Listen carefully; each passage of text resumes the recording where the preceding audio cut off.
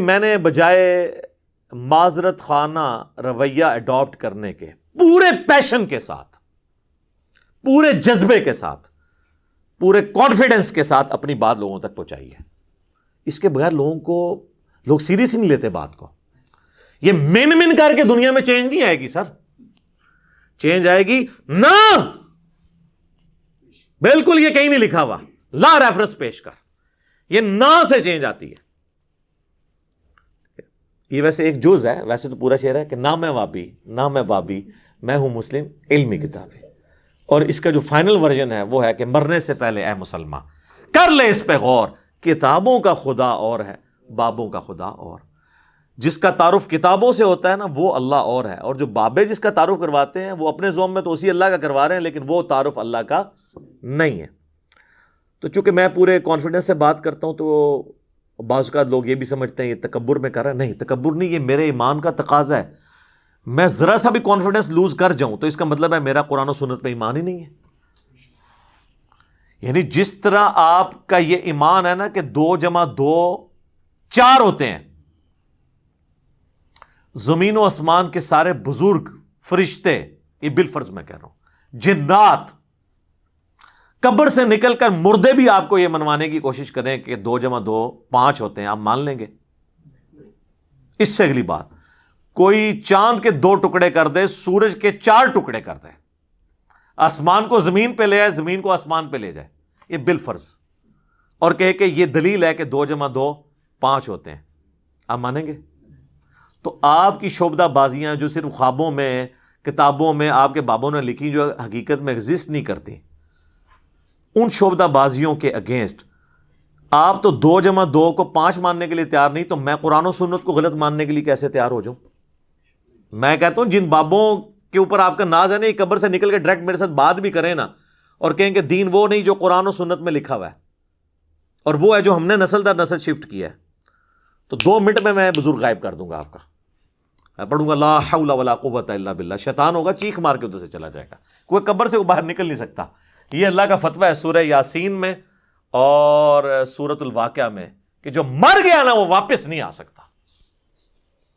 حضرت عیسیٰ علیہ السلام بھی جو مردہ زندہ کرتے ہیں وہ دنیا میں واپس نہیں آتا تھا، وہ وقتی طور پر صرف ان کے نبی ہونے کی گواہی دیتا تھا. اور یہ صرف یہ حضرت عیسیٰ کا ہی معجزہ ہے، چلتا پھرتا نہیں تھا، بس مردہ وہ ہوتا پھر واپس دوبارہ جائے. مردہ نہیں واپس آ سکتا دنیا میں، ناٹ ایٹ آل. کہانیوں میں آپ جتنے مرضی واپس لاتے رہے، وہ ہندوؤں کے پاس بھی بڑی کہانیاں اس طرح کی موجود ہیں. تو چونکہ میں پورے پیشن کے ساتھ بات کرتا ہوں نا، تو اس کے اگینسٹ انہوں نے پتہ کیا گالی ڈیوائز کی ہے، گستاخ ہے، بے ادب ہے، بات کرنے کی تمیز نہیں ہے. واللہ اگر میں قرآن و سنت سے آپ کو حوالے دینا شروع کروں نا اور میں آپ کو بتاؤں نا، تو آپ بڑی بڑی ہستیوں پہ گستاخی کا فتویٰ لگا دیں گے. چلے میں آپ کو حصول برکت کے لیے ایک بات بتا دیتا ہوں. صحیح بخاری میں کم از کم 4 جگہ پہ سیدنا ابو بکر کا خطبہ آیا ہے نبی علیہ السلام کی میت کے اوپر. حدیث کے الفاظ ہیں کہ سیدنا ابو بکر آئے، حجرہ عائشہ میں داخل ہوئے، سلام اللہ علیہا، نبی علیہ السلام کی مبارک چادر آپ کے مبارک چہرے سے ہٹا کر ماتھے پہ بوسہ دیا اور کہا اللہ کے نبی آپ پر اللہ 2 موتیں جمع نہیں کرے گا. ایک موت آپ کو آنی تھی وہ آ گئی، اب آخرت کی ہمیشہ کی زندگی ہے یا نہیں.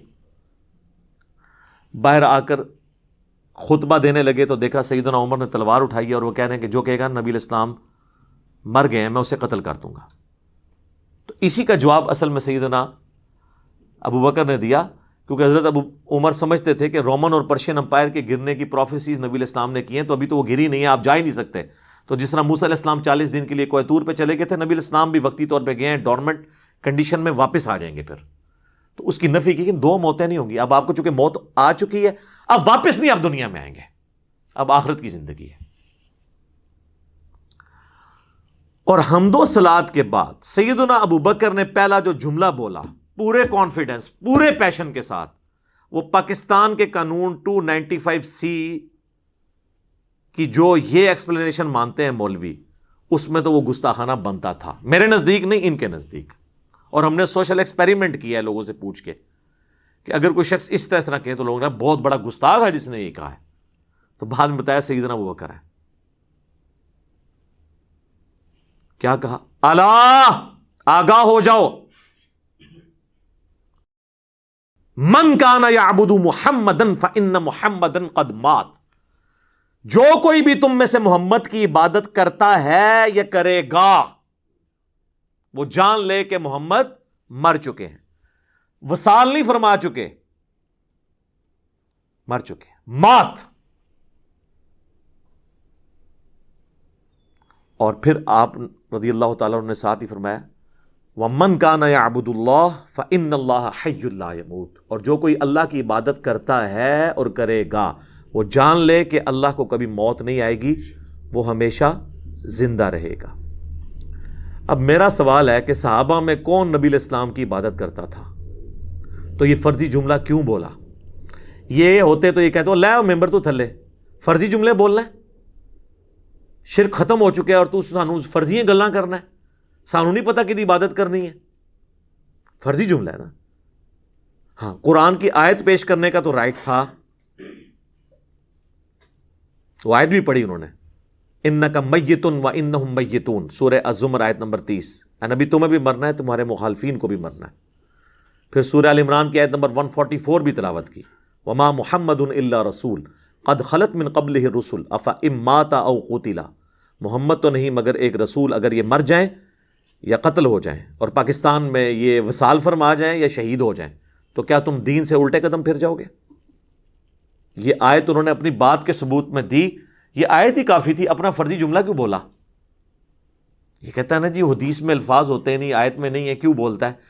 لیکن اس کے مخالف نہیں ہوتے ہیں، اس کو سپورٹیو ہوتے ہیں۔ وہ بولتا ہوں تو جناب آپ کے دماغ میں ڈرل ہوتی ہے نا سر، اس کے بغیر تو سمجھ نہیں آتی۔ میں جب بھی حدیث اسامہ ابن زید والی بیان کرتا ہوں بخاری اور مسلم سے، کہ جب ایک میدان جنگ میں ایک کافر ان کے تلوار کے نیچے آیا تو اس نے اس وقت کلمہ پڑھ دیا، پھر بھی انہوں نے اسے قتل کر دیا، اور بعد میں دل میں قلق آیا کہ مجھ سے غلطی ہوئی ہے، نبی علیہ السلام کو خود ہی جا کے بتا دیا کہ یا رسول اللہ اس نے کلمہ پڑھا تھا۔ آپ نے فرمایا اسامہ کیا تو نے اس کو کلمے کے بعد بھی قتل کر دیا؟ کہا یا رسول اللہ اس لیے کہ وہ ڈر کے کلمہ پڑھ رہا تھا۔ آپ نے فرمایا کیا تو نے اس کا دل چیر لیا تھا؟ اسامہ تو کیا کرے گا جب وہ قیامت والے دن کلمہ پڑھتا ہوا اللہ کے حضور تیرے خلاف مقدمہ قائم کر دے گا؟ اسامہ تو کیا کرے گا؟ اسامہ تو کیا کرے گا؟ آپ یہ جملہ ریپیٹ کرتے رہے، حتیٰ کہ حضرت اسامہ کہتے ہیں میرے دل میں خواہش ہوئی آج سے پہلے میں کافر ہوتا، آج کلمہ پڑھ کے مسلمان ہوتا اور میرا یہ گناہ تو کم از کم دھل جاتا۔ تو یہ حدیث کے اندر میں ایک جملہ بولتا ہوں جو اس میں لکھا نہیں ہے، لیکن وہی ہے جس طرح حضرت ابوبکر نے جو کچھ بولا وہ قرآن حدیث میں لکھا کوئی نہیں ہوا تھا، من کان یعبد محمدا فإن محمدا قد مات۔ تو میں کیا جملہ بولتا ہوں کہ حضرت اسامہ نے یہ نہیں کہا کہ جی یا رسول اللہ میں نے دل چیر لیا تھا کیونکہ میرے گھوڑے کے قدموں سے جو خاک اڑے گی اور وہ میرے گھوڑے کے نتنوں میں بیٹھے گی اس کو بھی کوئی امت کا بڑے سے بڑا بزرگ غوث کتب ولی نہیں پہنچ سکتا، اور وہ تو سارے دل کا حال جان لیتے ہیں، ان کو تو کشف القبور بھی ہو جاتا ہے، تو میں تو ان کا امام ہوں، جی یا رسول اللہ میں نے دل چیر کے دیکھ لیا تھا، میرے سے تو کوئی چیز چھپی نہیں رہی، مجھے تو علم غیب بھی ہے۔ یہ جو میں انالیسس کرتا ہوں نا، یہ اصل میں ان کے دماغ میں کرتا ہے ڈرل، جنہوں نے ہدایت لینی ہے، اور جو گمراہی پہ تلے ہیں نا ان کو یہ تلوار کی طرح ان کے دل پہ جا کے لگتا ہے۔ وہ تو کہتے ہیں جناب یہ تو شکل بھی نہیں ہم نے دیکھنی، ہے ہی گستاخ ہے۔ سر آپ نے حضرت ابوبکر کے ساتھ بھی یہی کچھ کرنا تھا، اگر آپ کو یہ بتایا نہ جائے کہ ان کا خطبہ ہے، کیونکہ آپ لوگوں نے تو کہانی کرائی ہے کہ نبی علیہ السلام کو زندہ دفنایا گیا۔ جی وہ آپ کو جب دفنا رہے تھے اس وقت بھی ہونٹ ہل رہے تھے اور امتی امتی کی آوازیں آ رہی تھی۔ جی یہ دیوبند مدرسے کے بانی قاسم نانوتوی نے اپنی کتاب آب حیات میں لکھا ہے، یات النبی والی کتاب میں، وہ صحابہ جنہوں نے اپنی جانیں دی ہیں حضور کو بچانے کے لیے انہوں نے زندہ آپ کو دفنا دیا۔ ظاہر ہے پھر ہونٹ تو پھر اگر ہل رہے تھے، آخرت کی زندگی میں تو ہونٹ نہیں ہلتے، آخرت کی زندگی میں تو سانس بھی نہیں ہوتا، آخرت کی زندگی میں ٹوائلٹ بھی نہیں ہوتا، یہ تو ساری دنیاوی زندگی کی چیز ہے۔ اور عباس رضوی صاحب جو بریلوی عالم ہیں انہوں نے حیات النبی پہ کتاب لکھی، جو امام بیہقی کی کتاب ہے نا حیات الانبیاء فی قبورہم، اس کی شرح لکھی انہوں نے۔ تو اس میں انہوں نے آب حیات کے اس جملے کو کوٹ کر کے کہا کہ تم لوگ جو ہے نا وہ اس کو قاسم نوتوی کو کچھ نہیں کہتے ہیں، ہمارا کم از کم یہ والا عقیدہ نہیں جو دیوبندیوں کا ہے، ہم کہتے ہیں کہ حضور فوت ہو گئے ہیں۔ تو انہوں نے حیات النبی پہ ان کو بھی ٹانٹ کیا ہے کہ ان کا جو حیات النبی ہے ہم سے بھی زیادہ غلو پہ مبنی ہے، یہ خالی میں نے نہیں گرفت کی ہے۔ تو علمی طریقے سے معاملات کو لے کے چلیں. اب یہ میں نے یہ ساری باتیں کوئی پوائنٹس میں لکھی نہیں ہوئی تھی, یہ تو میں پھر 2-3 گھنٹے بولتا رہوں گا, باتیں ختم نہیں ہوں گی, لیکن جو میں سمجھتا ہوں نا ضروری میں اس کو ساتھ ساتھ کلیئر کروں تاکہ آپ کو یہ بات سمجھ آ جائے کہ یہ گستاخی اور جو بے ادبی کا فتویٰ لگاتے ہیں نا یہ خام خواہ ہے. حالانکہ آپ لوگ گواہ ہیں, میں ہمیشہ اعلیٰ حضرت امام احمد رضا بریلوی صاحب کہتا ہوں, حالانکہ مجھے کئی لوگوں نے کہا اعلیٰ حضرت کیوں کہہ رہے ہیں, پھر کیا فرق پڑتا ہے؟ اگر اعلیٰ حضرت لفظ سن کے کوئی بندہ توحید ماننے کے لیے تیار تو میں جناب 10 دفعہ اعلیٰ حضرت کہنے کے لیے تیار ہوں, ٹھیک ہے, ان کے بقول ہے نا, کیا فرق پڑتا ہے؟ میں نے ہمیشہ کہا اشرف علی تھانوی صاحب, تو کیا یہ بریلوی علماء کہتے ہیں؟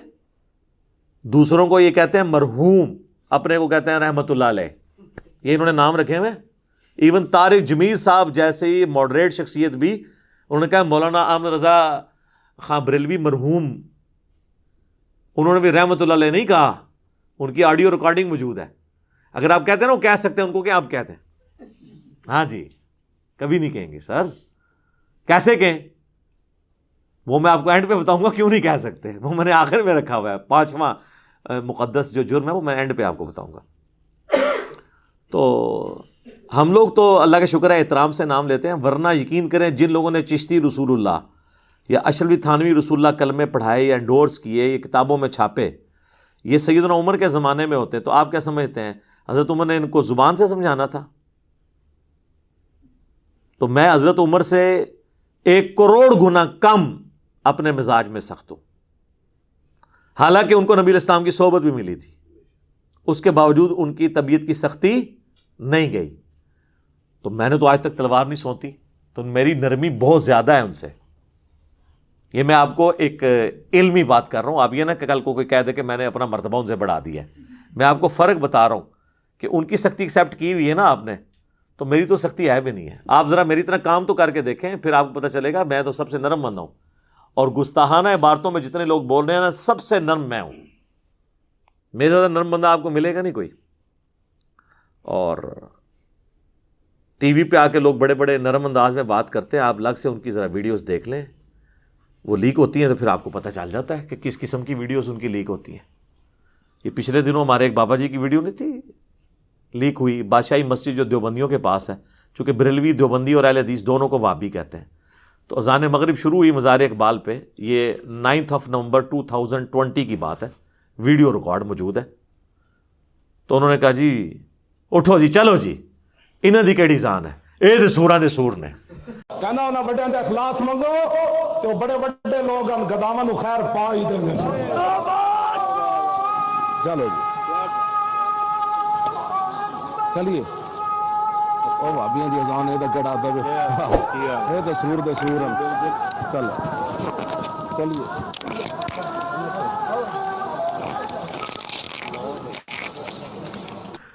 ٹھیک ہے سر, یہ اتنا بڑا انہوں نے اس جملے کی شرح پہ کتاب